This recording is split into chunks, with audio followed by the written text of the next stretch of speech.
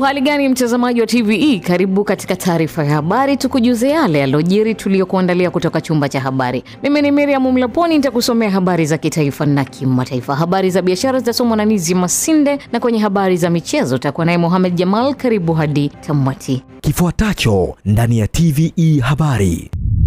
Rais wa Zanzibar Dr. Hussein Ali Mwinyi asisitiza uchumi wa Zanzibar kuendelea kukua kila mwaka.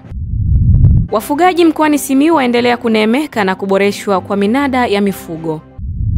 Na katika habari za kimataifa, shambulizi la Israel laua watu 10 katika ukanda wa Gaza. Rais wa Zanzibar na mwenyekiti wa Baraza la Mapinduzi Dr. Hussein Ali Mwinyi amesema uchumi wa Zanzibar umeendelea kukua kila mwaka ambapo sasa umefikia zaidi ya 7%. Taarifa zaidi inasomwa studio na Goodluck Msola. Rais Dr. Mwinyi ameeleza hayo alipozungumza na waandishi wa habari uwanja wa ndege wa kimataifa wa Abeid Amani Karume baada ya kuwasili nchini akitokea Uingereza alikohudhuria mkutano wa Jumuiya ya Madola wa masuala ya biashara na uwekezaji uliojikita katika ajenda ya uchumi wa buluu. Amebainisha kuwa ukuaji huo wa uchumi utaendelea kukua zaidi kutokana na juhudi zinazochukuliwa na serikali za kuwa na sera bora na kutangaza fursa pamoja na kuwakaribisha wawekezaji zaidi wa mataifa mbalimbali kuwekeza nchini. Aidha, Dr. Mwinyi amezitaja sekta 3 kuu za uchumi ikiwemo utalii, uchumi wa buluu na utafutaji wa mafuta na gesi ndio sekta za kipaumbele kwa serikali ambazo wawekezaji wengi wamedhamiria kuwekeza, na serikali imewahakikishia ushirikiano katika kufanikisha azma zao. Uchumi wetu umekuwa mpaka mwaka jana ilikuwa ni 7.3 na unakuwa kila mwaka unaongezeka.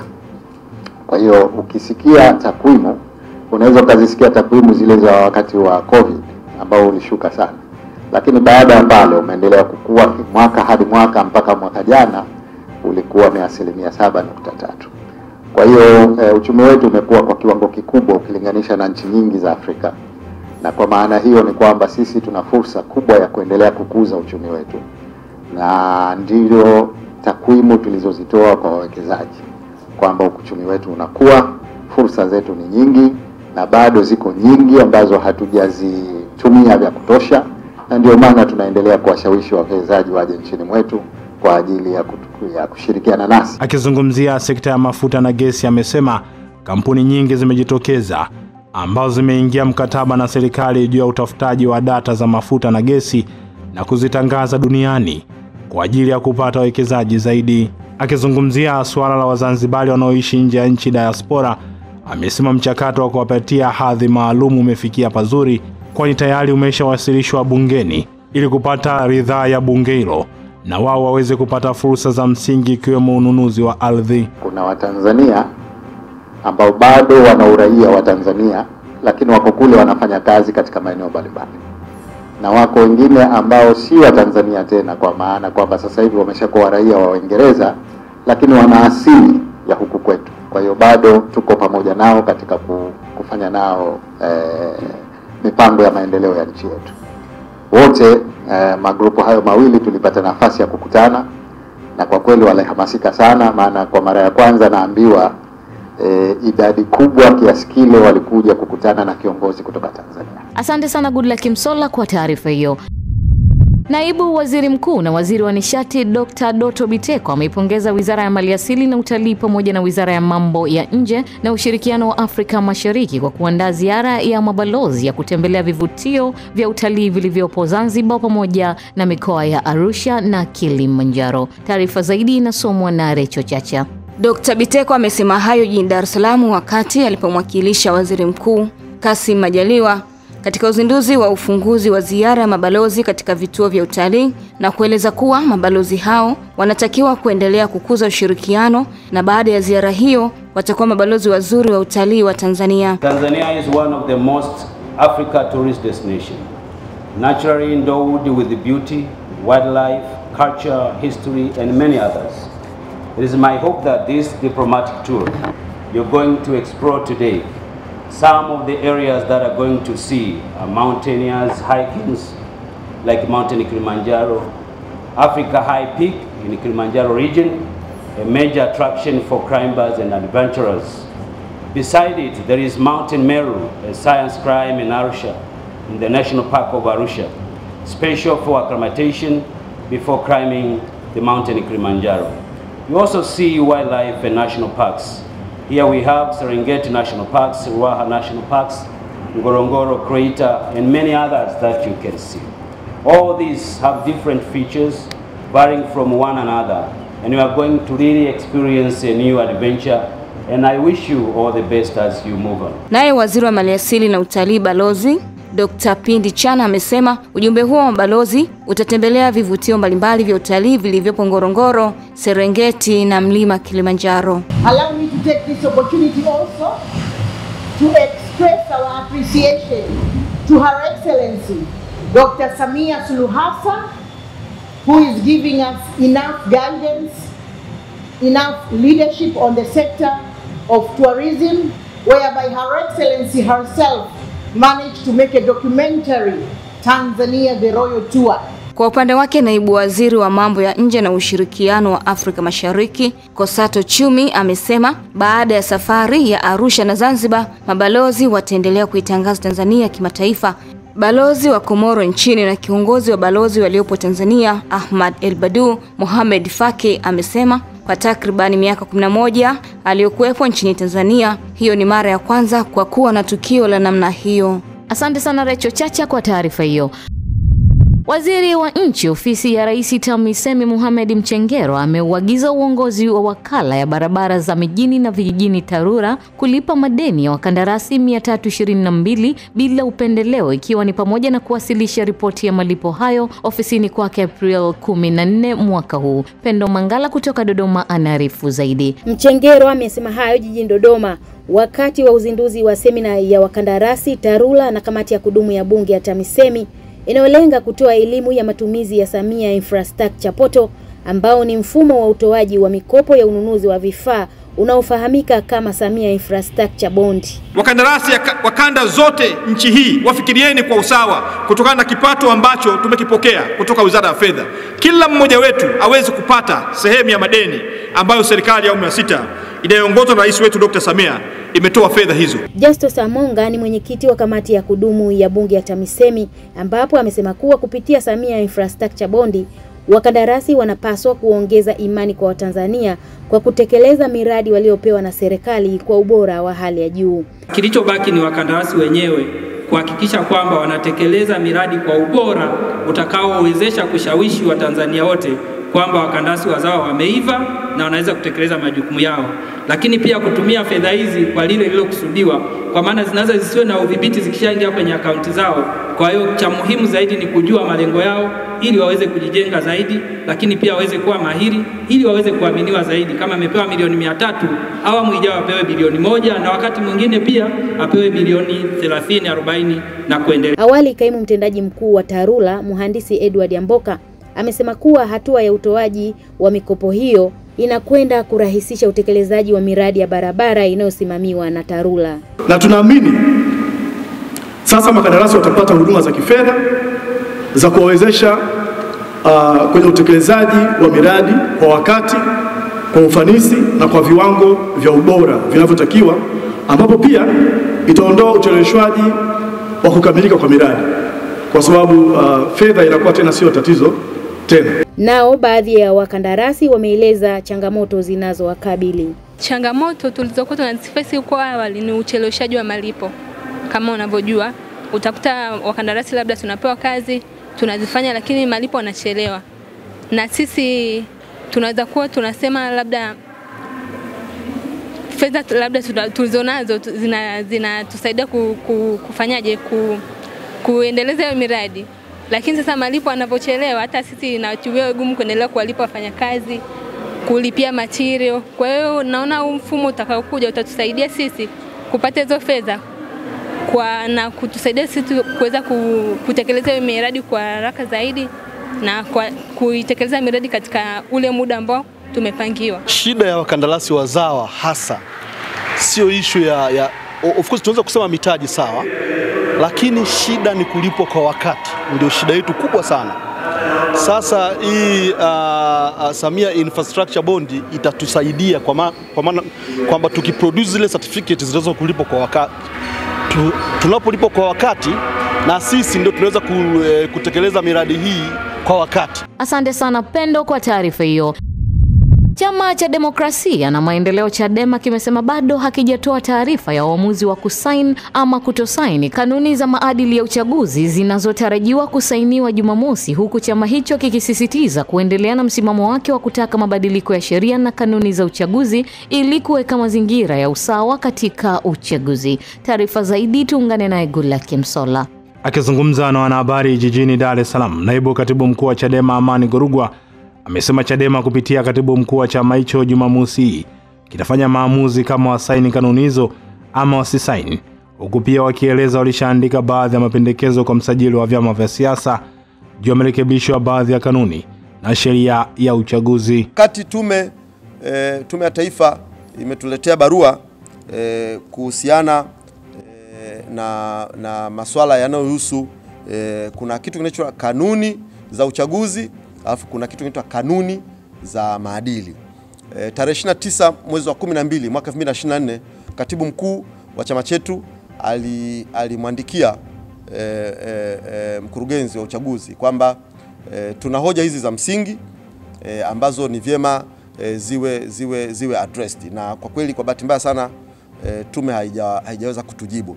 Sasa hili la kanuni utaratibu unamhitaji katibu mkuu in person aweze kwenda na kusaini. Kwa hivyo kusaini zile kanuni. Kwa katika hatua sasa tulihitaji tusubiri ni kesho. Kwa katika hatua sasa tuliache kwa sababu linamhitaji katibu mkuu mwenyewe in person. Ndivyo utaratibu unavyosema kwa ajili ya kusaini. Kwa katika hatua sasa tuliache, maana hilo linahusu sasa tume na ni jambo ambalo litafanyika kesho.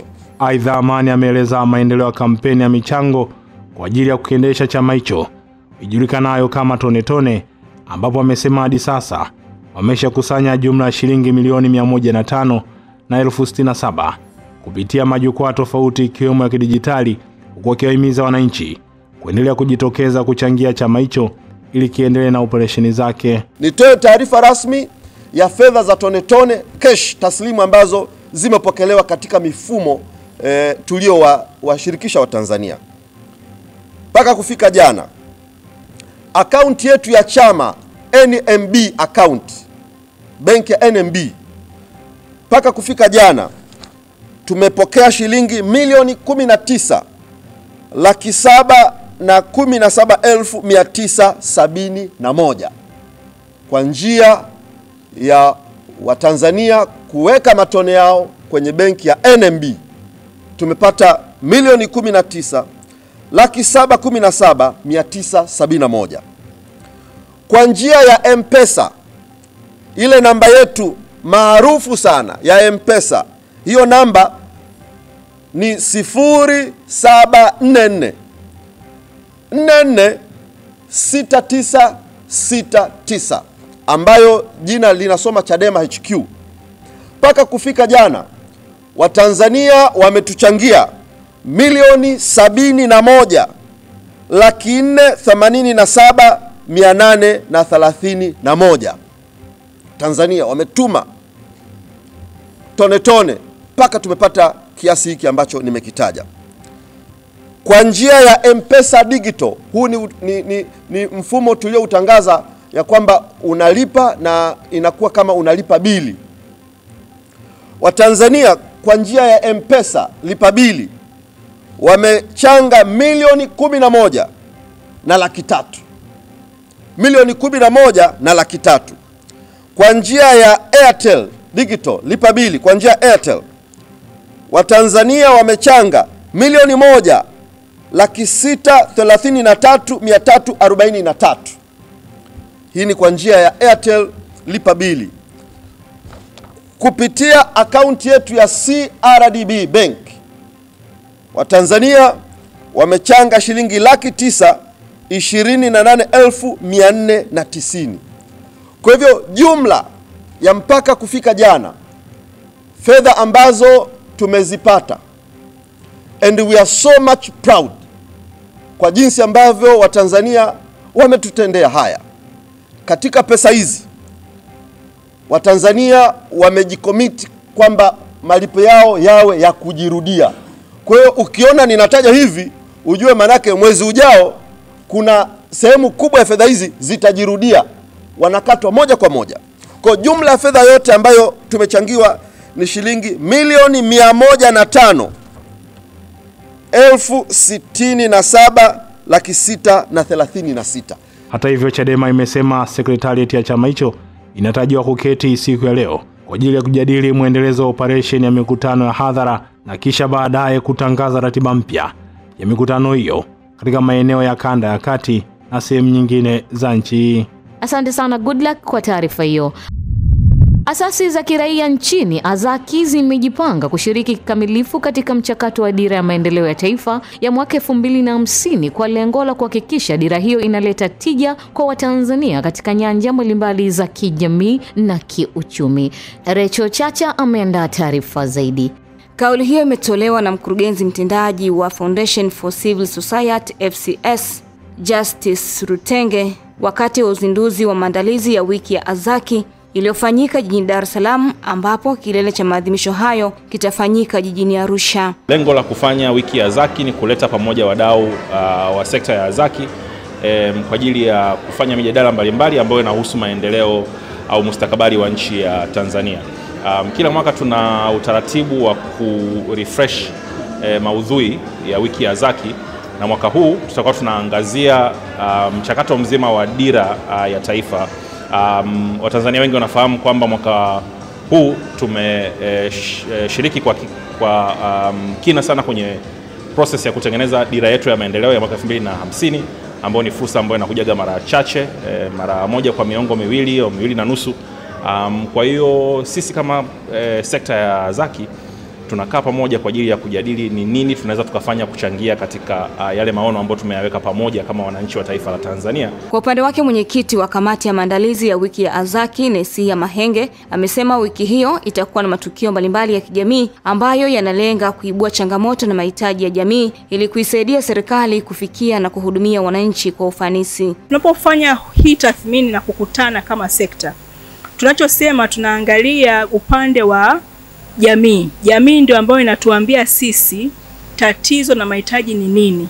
Ile tunapoenda kutengeneza miradi, ile miradi tusitengeneze tu kwa sababu tunasema labda tuna uwezo wa kuandika proposals, kupata funds. Hapana. Kwa upande mkubwa sana ndani ya Tanzania, karibia asasi nyingi au sekta hii ya NGOs au civil society organizations nyingi zinatengeneza miradi ambayo inaenda kuaddress needs za wananchi. Na tunasema kwenye kila andiko lote la mradi lazima liwe inclusive na participatory. Naye mkurugenzi mtendaji wa Tanzania Association of Non-Governmental Organizations Tango, Adamson Simba, amesema lengo mojawapo la wiki ya Azaki ni kujenga uelewa wa jamii kuhusu haki za mlaji pamoja na kuchochea maboresho ya sera na sheria zinazobana haki za wananchi ikilinganishwa na makundi mengine kama wafanyabiashara. Tunategemea kwamba wiki hii ya Azaki itakuwa sehemu ya kujengea uwezo jamii katika haki zao za haki za ulaji, lakini pia sisi kama Azaki kuangalia namna bora ya kuchagiza sera pamoja na sheria mbalimbali ambazo zina bado haziwapi walaji ile haki ya ukikompea na wafanyabiashara. Asante sana Recho Chacha kwa taarifa hiyo. Wakati serikali mkoani Dar es Salaam ikiwataka wadau mbalimbali kushiriki kwenye kuboresha elimu na mazingira ya kusomea, kampuni ya Posoa inajihusisha na uuzaji wa vifaa vya ujenzi imekabidhi vifaa vya usafi na kujifunzia kwenye shule ya msingi Tegeta A iliyopo kata ya Goba wilayani Ubungo. Mrisho Mapeo ameandaa taarifa zaidi. Akizungumza baada ya kukabidhi vifaa hivyo kwenye shule ya msingi Tegeta A, mkurugenzi wa kampuni ya uuzaji vifaa vya ujenzi ya Posoa Elias Benedict Mkelecha amesema uamuzi huo ni katika kuunga mkono juhudi za Rais Dr. Samia kwenye sekta ya elimu pamoja na kurejesha kwa jamii sehemu ya faida ya biashara yake. Aidha, mkurugenzi wa kampuni ya Posoa baada ya kujionea changamoto zingine shuleni hapo ameahidi kusaidia kupunguza changamoto ya upungufu wa madawati. Tumekuja leo katika shule ya msingi Tegeta A kwa sababu kitu ambacho kimenisukuma mpaka nije sehemu hii ni kwa sababu mimi mwenyewe nimesoma shule kama hizi najua changamoto ambazo wanakutana nazo walimu, najua changamoto ambazo wanakutana nazo wanafunzi. Nikasema pale ambapo ninaweza kufanya kitu lazima nianzie nyumbani, kwa sababu mimi nafanyia biashara katika maeneo haya na wateja wangu ni hawa watoto, wazazi wao. Kwa hiyo nikasema na mimi nirudishe kwa jamii, kwa sababu mama yetu Dr. Samia Suluhu Hassan anasema kazi na utu.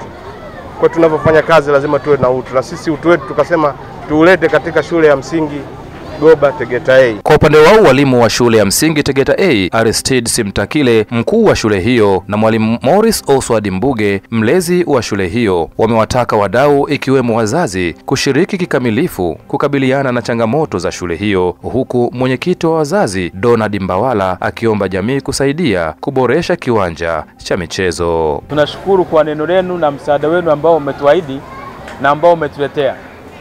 Tunaomba sana kama kuna viongozi wengine au wadau wengine, kweli mjitokeze kusaidia shule yetu.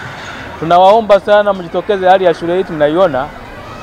Ukiangalia maeneo hapa inakabiliwa sana na mmonyoko wa ardhi, na maji yanayoharibu eneo hili yanatoka maeneo ya majirani na barabarani. Kwa kweli swala hili kiendelea litaharibu miundombinu ya shule. Nawaomba sana hata nyinyi waandishi wa habari, kwa kweli mzidi angalau kuna nyinyi kutupigia huku debe na huku, ili angalau au wadau wajitokeze tuweze kuwa na hali nzuri hapa shuleni. Nimshukuru Mungu kwa ajili ya Posoa Hardware. Ni kwa kweli ametuletea msaada mkubwa sana katika shule yetu. Na kama mnavyoona shule yetu ina wingi wa watoto. Kwa hiyo tunachohitaji ni usalama wa watoto wetu. Na tunapozungumza kwa habari ya shule salama ni shule ambayo inamwezesha mtoto kutimiza kile ambacho kinahitajika kwake. Kwa hiyo miaka yake ya kuwepo shuleni itimie bila matatizo, bila kikwazo, ili aendelee mbele na masomo yake. Kwa hiyo kwa msaada ambao leo ametupatia ndugu yetu, jirani yetu, mdau wetu kabisa, Posoa, sisi kwetu ni fahari kubwa. Kupitia zoezi hilo, wanafunzi wa shule ya msingi Tegeta A wamemuomba mkurugenzi wa kampuni ya Posoa kuwa mlezi wa klabu yao ya kupambana na ukatili dhidi ya watoto, huku wakiwataka wadau wengine kuendelea kuchangia kwenye changamoto za matundu ya vyoo, vyumba vya madarasa na kujenga uzio wa shule. Shuleni kwetu kuna changamoto nyingi ambazo tunahitaji zitatuliwe. Changamoto ya kwanza ni tunaomba tuongezewe madarasa katika ujifunzaji wa wanafunzi, kwa sababu tunavyojazana kwenye darasa moja inaleta tabu, na pia vyoo vimekuwa changamoto sana. Tuongezewe mashimo ya vyoo pia, na pia tunahitaji kuwekewa fensi ili kuepusha vurugu kati ya wazazi na wanafunzi, kwa sababu inatokea wazazi wanapita pale na wanafunzi huwa wanakaa pale. Tunaomba awe mlezi wetu wa klabu, kwa sababu kuna matendo mengi yanatokea shuleni, nyumbani. Kwa mfano nyumbani watoto wanachapa kwa mkono na visu, mtu anapinya mapajani, kwa hiyo inaleta madhara. Mabodaboda pia wanaweza kuwadanganya watoto. Kwa hiyo tunaomba awe mlezi wetu. Itakumbukwa kuwa katika ziara ya mkuu wa mkoa wa Dar es Salaam Albert Chalamila wilayani Ubungo April 9 na 10, baada ya kujionea mchango wa wadau mbalimbali, amewataka wadau kuendelea kushirikiana na serikali. Asante sana Mrisho Mapeyo kwa taarifa hiyo. Familia ya Nestor Lafar Majembe, mkazi wa Tabata jijini Dar es Salaam, ambaye anadaiwa kufariki dunia katika mazingira ya utata baada ya kushikiliwa kituo cha polisi, imeiomba serikali kupitia mamlaka husika kuunda tume huru ya uchunguzi wa kifo cha kijana wao kutokana na kile walichodai uwepo wa mazingira ya utata. Goodluck Msola ameandaa taarifa zaidi. Wakizungumza na wanahabari jijini Dar es Salaam, baadhi ya wanafamilia wa marehemu akiwemo dada wa marehemu Mary Majembe amesema familia hiyo inaomba serikali wasaidie kufanya uchunguzi wa kina kupitia tume maalum itakayoundwa kwa ajili ya kuchunguza undani wa kifo cha mwanafamilia wao ambaye amekamatwa na kuwekwa kituoni tangu tarehe 6 ya mwezi Aprili mwaka huu. Tunaomba kamanda wa polisi kanda maalum ya Dar es Salaam Afande Muliro atuambie ni nani aliomua ndugu yetu. IGP Wambura achukue hatua za kinidhamu na kijinai kwa wote waliohusika na mauaji haya. IGP Wambura achukue hatua za kinidhamu kwa RPC wa Ilala na OCD kwa kushindwa kusimamia nidhamu ya askari wake. Tume ya Haki za Binadamu na Utawala Bora ifanye uchunguzi wa kina juu ya kifo cha utata cha ndugu yetu, kwani amefariki akiwa mikononi mwa polisi. Hatutazika mwili wa ndugu yetu kama jeshi la polisi halitachukua hatua ya kinidhamu kwa wote waliohusika na mauaji haya. Kwa upande wake, ndugu mwingine wa familia hiyo, Abraham Morris, amesema familia hiyo imetoa muda wa wiki moja kutafutwa kwa ufumbuzi wa tukio hilo ili waweze kuuzika mwili wa ndugu yao. Vyombo husika ambavyo vimetajwa hapa na mamangu tusaidiwe katika hili swala, kwa sababu tunaona kwamba tumewafuata wao, wakubwa wao tumewafuata, hamna kitu wanachotusaidia. Wanasema kwamba huyu kajua, anasimamia msimamo wao kajua. Tunataka tu tujue ukweli kwamba ilikuwaje mpaka amejiua, na tunataka pia ule mwili wa ndugu yetu, kwa sababu wanasema mwili uko amana. Sisi hata tujauona wala hatujui kama kweli uko amana. Tunataka tujue kwamba chanzo kilichomuua ni kweli ni hicho kisu peke yake au kuna vitu vingine kwenye mwili wake, kwamba alipigwa sana au nini. Ule mwili uchunguzwe, tunaomba mwili uchunguzwe na iwepo tume huru ambayo itauchunguza ule mwili kwamba kweli alijiua au aliuawa. Hivyo tunachokitaka. Kuhusu taarifa za wao kuitwa ama kupatiwa mwili wa marehemu, familia imesema bado hawajaitwa na kuweza kukabidhiwa mwili wa marehemu, huku wakiomba serikali kukamilisha uchunguzi kwa haraka ndipo iwakabidhi mwili wa marehemu waweze kuuzika. Polisi lakini mkuu pelezi Buguruni ananiambia wewe ndo ndugu Peter. Nasema mimi ndo Peter. Vipi mwili wa ndugu yenu mnaenda kuuzika lini? Nikamwambia ndugu zangu bado hajafika mwafaka, wakifika mwafaka nitakujulisha. Nikaa nimekata simu. Akaniambia kwamba kama sijakata simu, akaniambia kwamba ukiwa tayari utanijulisha juu tunafanyaje, tufanye utaratibu wa mazishi ya ndugu yenu. Basi nikakata simu. Asante sana Goodluck Msolla kwa taarifa hiyo. Katika juhudi za kuchochea maendeleo ya kiuchumi na kijamii, uongozi wa Chama cha Mapinduzi CCM mkoani Njombe umewataka wananchi wa wilaya ya Makete, hususan vijana na wanawake, kuongeza kasi ya kuanzisha familia na kuzaa watoto, wakisisitiza kuwa ongezeko la watu ni nyenzo muhimu ya kimaendeleo. Taarifa zaidi na Ibrahim Mlele kutoka Njombe inafafanua. Wakizungumza katika maadhimisho ya wiki ya wazazi kimkoa yaliyofanyika katika kijiji cha Ivalalila wilayani Makete mkoani Njombe, mgeni rasmi kwa niaba ya mwenyekiti wa CCM mkoa wa Njombe Josiah John Rwoga, ambaye ni katibu wa siasa na uenezi CCM mkoa wa Njombe, amewataka wananchi kuunga mkono jitihada za serikali za kusogeza huduma za matibabu kwa kujenga hospitali, vituo vya afya na zahanati, kwa kuongeza idadi ya watoto ili kuimarisha nguvu kazi ya taifa. Wilaya Makete ni miongoni mwa wilaya ambazo zina wakazi wachache sana.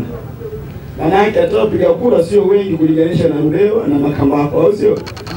Kazi tulionayo Mheshimiwa Rais Daktari Samia Suluhu Hassan kwenye utekelezaji wa majukumu yake ya kutoa huduma kwa wananchi, ameleta fedha nyingi sana kuboresha zahanati, kuboresha vituo vya afya, kuboresha na hospitali zetu. Kazi tulionayo sisi ni kupeleka tu mama pale. Vijana fanyeni kazi. Sawa sawa. Tunahitaji kizazi kikue, au sio? Mheshimiwa Rais ameleta vitanda vizuri, majengo mazuri, manesi wapo, vifaa vipo. Kwa kushirikiana na Mheshimiwa mbunge na diwani wenu hapa, kazi mlionayo ni kuzaa. Zaeni, mzee moye. Zaeni ili miaka 18 ijayo tuwapate wapiga kura wa Chama cha Mapinduzi. Hapo vipi? Tumekwenda upande wa afya, tumeona wagonjwa. Kwa hiyo tumetimiza ile azma ya wazazi ambayo tunapaswa kuyafanya. Sisi tunawataka nyinyi, itakapofika kwenye wakati wa kupiga kura kwa nafasi ya mbunge, nafasi ya diwani, nafasi ya Mheshimiwa Rais, jitokeze kwa wingi, pige kura.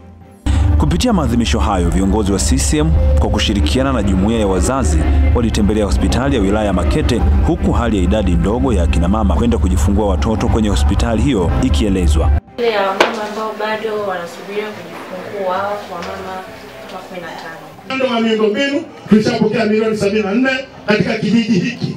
Sambamba na hilo, hapa wananchi walijenga hospitali kubwa. Ni hospitali pekee kubwa ambayo imejengwa kwa maana ina hadhi ya zahanati. Kwa mujibu wa takwimu za sensa ya watu na makazi ya mwaka 2022 inaonyesha kuwa wilaya ya Makete ina wakazi wapatao 109,000 tu, hali inayotajwa kuwa kikwazo kwa mipango ya maendeleo. hakika ninachowaomba mimi labda kwa mimi binafsi. Wangapi hapa? Wasitumie uzazi wa mpango ili tuendelee kuzaliana tuwe wengi. Tutawapatia wazee wetu kama alama tu ya mchango wao kubwa ndani ya Chama cha Mapinduzi mpaka chama hiki mwaka huu. Kutoka Njombe, TVE Habari, mimi ni Ibrahim Godfrey Mlele. Asante sana Ibrahim kwa taarifa hiyo.